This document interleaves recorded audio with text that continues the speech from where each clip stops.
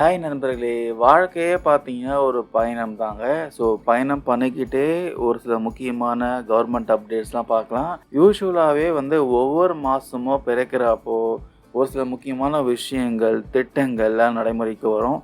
ஏற்கனவே இருக்கிற ஒரு சில முக்கியமான விஷயங்கள சேஞ்சஸ் இருக்கும். அதே சமயம் ஒரு சில முக்கியமான திட்டங்கள், உத்தரவுகளும் நடைமுறைக்கு வரதுக்கு அதிக வாய்ப்புகள் இருக்கு. அப்படிதான் இந்த மே மாசத்துல அப்படி என்ன திட்டங்கள், உத்தரவுகள், மாற்றங்கள் எவையெல்லாம் நடைமுறைக்கு வர இருக்கு எல்லாமே டீட்டெயிலா இந்த பதிவுல பார்க்கலாம். வாங்க டிராவல் பண்ணிக்கிட்டே ஒரு சில முக்கியமான அப்டேட்ஸ்லாம் தெரிஞ்சுக்கலாம். நம்ம தமிழ்நாட்டுல இந்த மே மாசத்துல நீங்க சுற்றுலா பயணம் போக போறீங்கன்னா, ஒரு முக்கியமான அப்டேட்டுங்க. மே 7ஆம் தேதி முதல் இந்த கொடைக்கானல், இங்கே ஊட்டிக்கு போகிறீங்கன்னா கண்டிப்பாக பாஸ் எடுக்க வேண்டியிருக்கும். இது விஷயமா ரீசெண்டாக சென்னை உயர்நீதிமன்றமும் உத்தரவு பிறப்பித்திருக்காங்க. மே 7ஆம் தேதி முதல் இந்த பாஸ் நடைமுறை கொண்டு வரணும்னு சொல்கிறாங்க. இதுக்கு முக்கியமான காரணமே பார்த்தீங்கன்னா டிராஃபிக் தான். டிராஃபிக் கண்ட்ரோலுக்கு கொண்டு வர முடியல. ஏகப்பட்ட கூட்டம் அங்கே குவியுது. இதனால நீண்ட நேரம் ஆகுது. ஒரு ட்ராவலிங்லேயே பார்த்தீங்கன்னா பாதி நேரம் போயிடுது. ஸோ அதனால் இந்த மே 7ஆம் தேதி முதல் இந்த ஊட்டி, கொடைக்கானலுக்கு மட்டும் வாகனங்களுக்கு பாஸ் நடைமுறை கொண்டு வர போகிறாங்க. இதில் உள்ளூர் மக்களுக்கு மட்டும் அந்த பாஸ் நடைமுறையிலிருந்து விலை கொடுத்துருக்காங்க. வெளியூர் மக்களுக்கு மட்டும் இது பொருந்தும். ஸோ இதுக்கான நடைமுறைகள், நெறிமுறைகள்லாம் கூடிய சீக்கிரம் தமிழக அரசு தரப்புலேருந்து வெளியிடுவாங்க. அடுத்த விஷயம் நம்ம பேங்க்லேயும் ஒரு சில சார்ஜஸ், ஒரு சில மாற்றங்கள்லாம் நடைமுறைக்கு வர இருக்கு. ஐஎம்பிஎஸ் பண்ணால் சார்ஜ் பண்ண போகிறாங்க. ஸோ இது எல்லா பேங்க்லேயும் கிடையாது, ஒரு சில பேங்க்கில் மட்டும் நடைமுறைக்கு வர இருக்கு. அப்படிதான் ஐசிஐசிஐ பேங்க்கில் கொண்டு வந்திருக்காங்க. ஐசிஐசிஐ பேங்க் யூஸர்லாம் ஐஎம்பிஎஸ் யூஸ் பண்ணி டிரான்சாக்ஷன் பண்ணீங்கன்னா உங்களுக்கு சார்ஜஸ் இருக்குது.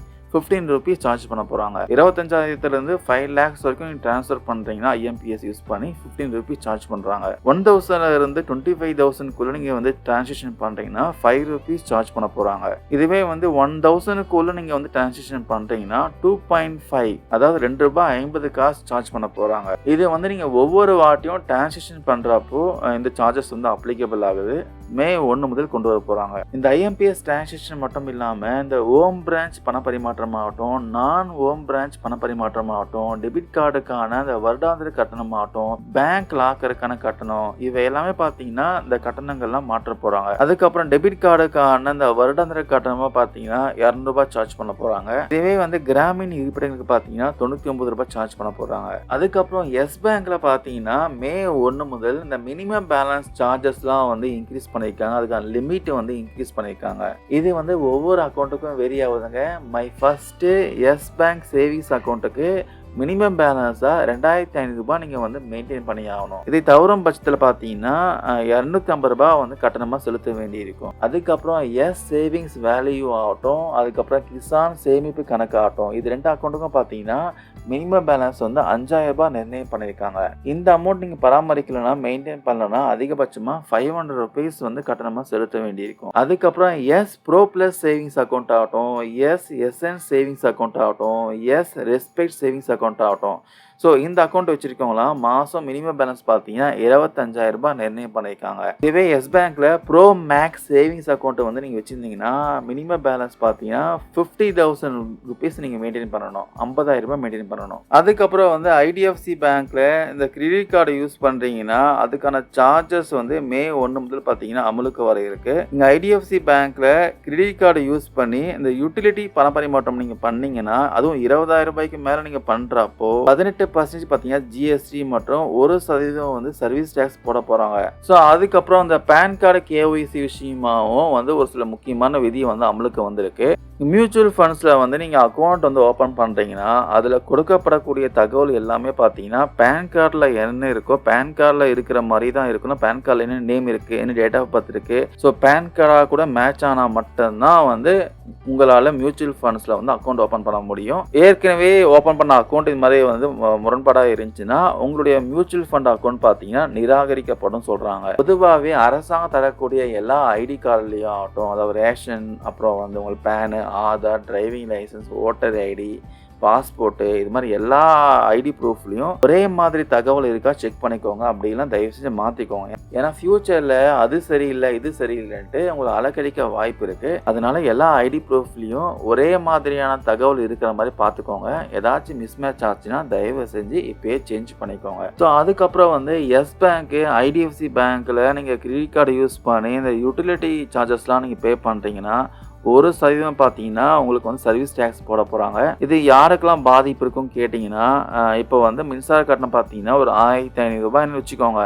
ஸோ இது செலுத்துவதற்கு நீங்கள் எஸ் பேங்க்கோ இல்லை ஐடிஎஃப்சி கிரெடிட் கார்டோ யூஸ் பண்ணுறீங்கன்னா அந்த கட்டண தொகையாக கூட கூடுதலாக பார்த்தீங்கன்னா 15 ரூபா பே பண்ணுற மாதிரி இருக்கும். ஸோ அதே வேலையில் பார்த்தீங்கன்னா வாடிக்கையாளருக்கு எஸ் பேங்க்லேயோ அப்புறம் வந்து ஐடிஎஃப்சி ஃபர்ஸ்ட் பேங்க்லேயோ பார்த்தீங்கன்னா 15,000 20,000 ரூபாய் வரைக்கும் வந்து ஒரு மாதத்துக்கு இலவசமாக எந்த கட்டணமும் இல்லாமல் பயன்படுத்தக்கூடிய உரிமையும் கொடுக்குறாங்க. இதுவே நீங்கள் எஸ் பேங்க்கில் அக்கௌண்ட் வச்சுருந்து நீங்கள் கிரெடிட் கார்டு யூஸ் பண்ணுறீங்கன்னா 15,000 ரூபாய் குறைவான இந்த யூட்டிலிட்டி சார்ஜஸ்லாம் பார்த்தீங்கன்னா எந்த ஒரு அடிஷ்னல் சார்ஜஸும் வந்து வசூலிக்கப்பட மாட்டாது. இதுவே 15,000 ரூபாய்க்கு மேலே நீங்கள் யூட்டிலிட்டி சார்ஜஸ் பே பண்ணுறீங்கன்னா உங்களுக்கு 1% சர்வீஸ் சார்ஜும் 18% ஜிஎஸ்டியும் வசூலிக்கப்படும் சொல்கிறாங்க. இதுவே ஐடிஎஃப்சி ஃபர்ஸ்ட் பேங்க்கில் 20,000 ரூபாய்க்கு மேலே நீங்கள் டிரான்சாக்ஷன் பண்ணுறப்போ கிரெடிட் கார்டு யூஸ் பண்ணி யூட்டிலிட்டி சார்ஜஸ் பே பண்ணுறீங்கன்னா உங்களுக்கு 18% ஜிஎஸ்டியும் 1% சர்வீஸ் டேக்ஸும் வசூலிக்கப்படும் சொல்கிறாங்க. அடுத்த விஷயம், சட்டவிரோதமாக ரேஷன் பெறுபவர்கள் மீது கடும் நடவடிக்கை பாயும்ட்டு மத்திய அரசு எச்சரிக்கை கொடுத்துருக்காங்க. இதுக்கான ஒரு புதிய விதிமுறை கொண்டு வந்திருக்காங்க. மே 1 முதல் நடைமுறைக்கு வர இருக்கான். பொதுவாகவே வந்து வறுமை கோட்டு கீழே உள்ள குடும்பங்களுக்கு நிதி உதவியை உறுதி செய்வதற்காக ரேஷன் கார்டுகள்லாம் கொடுக்குறாங்க. இந்த ரேஷன் கார்டுகள் மூலமா ரேஷன் கடைகளில் இலவசமா அரிசி, அந்த பருப்பு, கோதுமை ஆகியவற்றையெல்லாம் குறைந்த விலையில வந்து பெற்றுக்கொள்ள முடியும். இருப்பினும் பார்த்தீங்கன்னா இந்த பொருளாதாரத்தில் பின்தங்கிய குடும்பங்களுக்கு இந்த பொது முடக்க காலத்தில் இந்த கொரோனா டைம்ல பார்த்தீங்கன்னா இலவச ரேஷன் விநியோகத்தை வந்து மத்திய அரசு வந்து கொண்டு வந்தாங்க.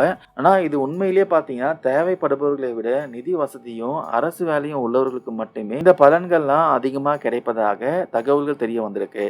அதனால சட்டப்படி பார்த்தீங்கன்னா இத்தகைய நடவடிக்கையெல்லாம் சட்ட விரோதமாக கருதப்படுதான். ஸோ இதனால் மத்திய அரசு பார்த்தீங்கன்னா இந்த ரேஷனில் யாரெல்லாம் தகுதியற்றவங்களா இருக்காங்க, யாரெல்லாம் தகுதியானவங்களா இருக்காங்க அப்படின்னு ஒரு லிஸ்ட் வந்து தயார் பண்ண போறாங்க. இது விஷயமா உணவுத்துறை கிட்ட ஒரு பட்டியல் தயாரிக்குமாறு கேட்டுக்கொண்டிருக்காங்க. அதனால வந்து இந்த விதிமுறைகளை பார்த்தீங்கன்னா மே 1 முதல் அமலுக்கு வர இருக்கான். இந்த விதியின்படி வந்து தகுதி இல்லாமல் ரேஷன் எடுப்பவர்களாகட்டும், முறைகேடா ரேஷன் கார்டு பெற்றவர்களாகட்டும், அது மட்டும் இல்லாமல் ரேஷன் கடைகளில் முறைகேடா அரிசி, கோதுமை விற்பனை செய்பவர்களாகட்டும் இவர்கள் மீதுலாம் கடும் நடவடிக்கை எடுக்கப்படும் அனௌன்ஸ் பண்ணியிருக்காங்க. அடுத்த விஷயம், சிலிண்டர் ரேட்ல வந்து மாற்றம் இருக்குன்னு சொல்றாங்க.